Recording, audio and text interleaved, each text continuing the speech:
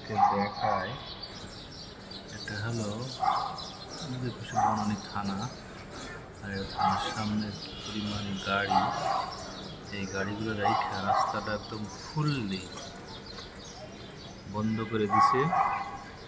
এখানে যে যত দেখা যায় রাস্তাটা ফুললি, এইটুকু রাস্তা অর্ধেক রাস্তা এখানে আটকে গেছে।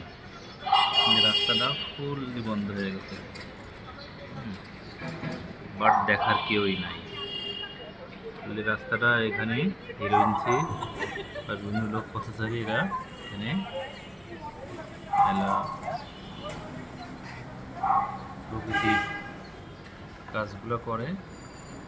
এই আর কি আপনাদেরকে দেখালাম যে বনানী থানার সামনের রোডটার কি চিত্র, দেখার কেউই নাই, দেখার কেউই নাই।